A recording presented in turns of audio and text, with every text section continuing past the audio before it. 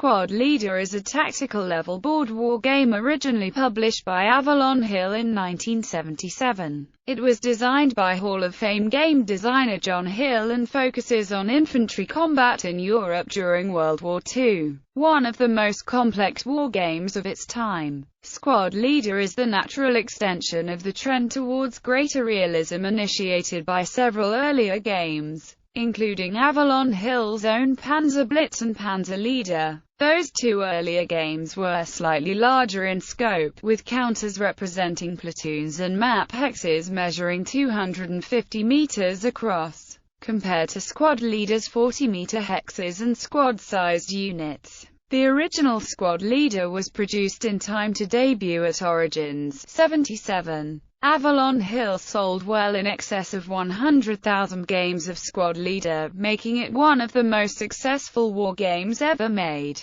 Gameplay. Pieces in Squad Leader represent regular squads, weapon and vehicle crews, elite squads, individual leaders, support weapons, and vehicles. The original game contains counters representing the German, Russian and American armies. Russian troops are portrayed as poorly armed and with relatively fewer leaders, but with the capacity to become berserk in combat. US troops are shown as having unusually high firepower, but with slightly lower basic morale than German or Soviet troops, representing the supposed greater tendency of more individualistic Americans to break from their orders or the group under fire. However, American troops are easier to rally under fire, as they were exempt from the usual penalty paid by broken squads in these circumstances. British troops, when eventually added to the game system, are shown as largely similar to the Germans, albeit with somewhat inferior equipment.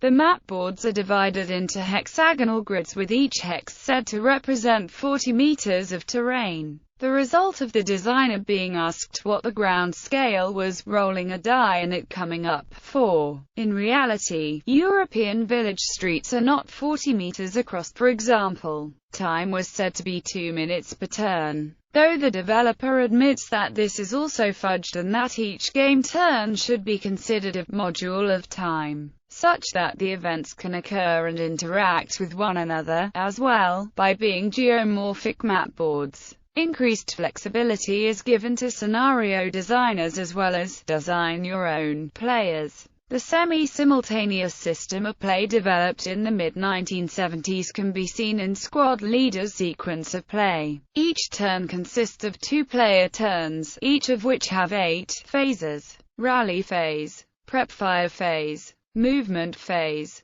defensive fire phase, advancing fire phase, rout phase, advance phase, and the close combat phase. The name of the game is actually a misnomer, as in most ways the player assumes the role of a company commander. The squad leaders in Squad Leader are actually factored in to the squad counters, and only exceptional leaders, officers and NCOs, are portrayed separately, by their own counter. Leaders can exert a favorable influence on the firing of support weapons, or the morale rolls of squads with whom they are stacked. Although if a leader fails a morale check, the squads stacked with him must check for morale a second time. Most scenarios give each player, generally speaking, enough simulated men to make up a company. Their order of battle is not precise, and most scenarios only give a flavor of what the real-life battles were like rather than a direct simulation. One aspect of the game that adds greatly to its popularity are the generic, geomorphic mat boards,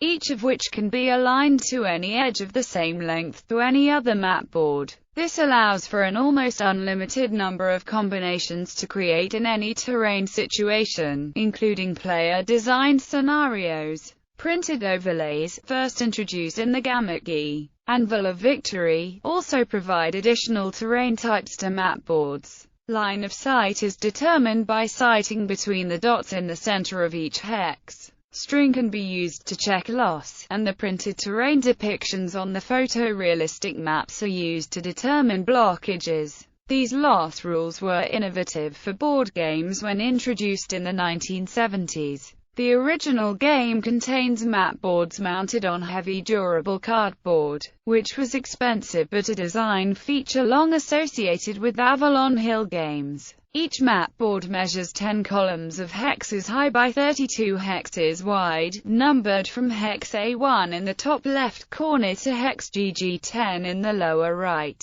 Scenarios 1 to 12. The design philosophy that John Hill brought to Squad Leader was designed for effect. He hypothesized that no matter what kind of fire you might bring on a squad of infantry, be it a flame weapon, a grenade, a machine gun, or an artillery shell, there could only be 3 outcomes. The squad would be eliminated by killing, wounding the men in it, the squad would be discomfited to some degree, or there would be no effect. Using this principle, he was able to employ a single table to create combat results of the various weapon systems used in the game. A similar principle is employed in dealing with support weapons. Rolling a certain number might cause a weapon to be put out of action, after which a player must roll again each turn until the weapon is either restored to use or lost altogether. There is no need to determine whether the weapon was broken, jammed, or was simply reloading with fresh ammunition. Squad Leader is a game system by design rather than just one game. The game itself comes with 12 different scenarios, each one introducing more complicated rules in a system called programmed instruction. Each scenario card includes historical information, victory conditions, and play balances for each side. However, Squad Leader also has a design-your-own system where forces were selected by drawing playing cards from a standard 52-card deck and comparing the result to a table where different forces were described. There is also a point purchase system for buying opposing forces.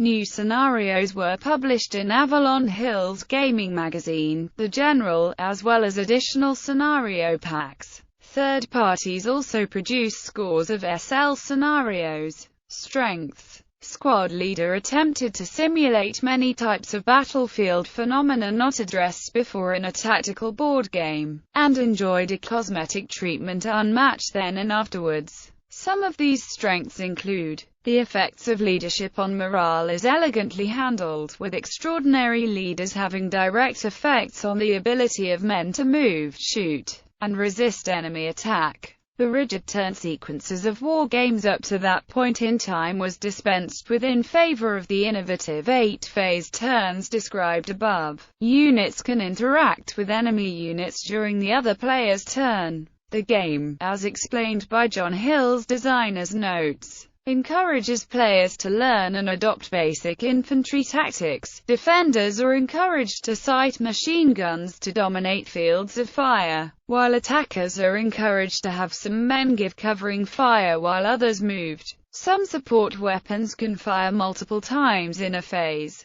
and machine guns have the ability to inflict damage through a line of several adjacent hexes, 2 hexes for a light machine gun, and 6 or even 8 for a heavy machine gun. The system is flexible and open-ended. The geomorphic boards can represent reasonably well many types of terrain, and the use of scenario special rules expand these possibilities even further. Victory conditions are also flexible and imaginative, not being confined to mere shootouts between opposing forces. Scenarios could simulate all manners of military missions, such as successfully escorting convoys, parachute and glider assaults, the deliberate assault on prepared positions, the ambush, the meeting engagement, the hasty attack, defense, the passage of obstacles, the withdrawal under fire, and even such things as hostage situations. In other words, missions that real-life company commanders would have faced and performed.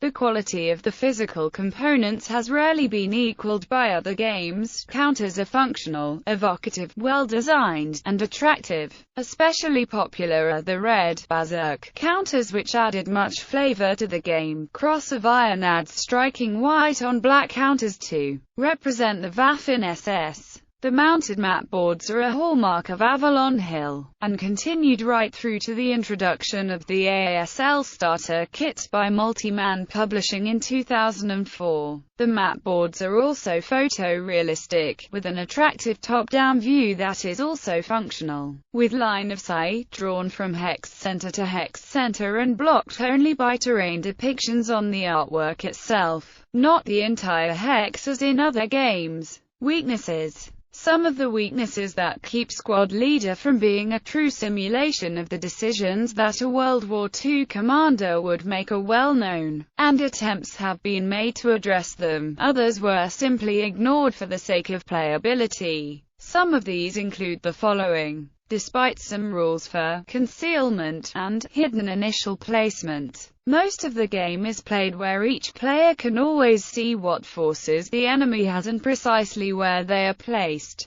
even if out of loss of his own units. There is little fog of war. Attempts to redress this. Some have suggested using multiple copies of the game and a third party to act as umpire. A cumbersome and in some cases bookkeeping intensive. Play is not simultaneous but done in predictable turn sequence, one player getting a turn, and then the other. An attempt to redress this was the use of track counters introduced in the first section of the rulebook, and the optional rule of semi-simultaneous movement and defensive fire, which later became standardized in Advanced Squad Leader. There are no partial casualties to either men or vehicles. Squads are considered to be at full strength until destroyed, and vehicles suffer no damage aside from weapons malfunctions or immobilizations, partial penetrations, panic crews, and other battlefield phenomena are not directly depicted in Squad Leader. Nick Stasnopoulos, writing in Fire and Movement magazine, made the following comparison. Few tactical games during this period are comparable to Squad Leader, which is quite popular and is of a similar scale and firefight,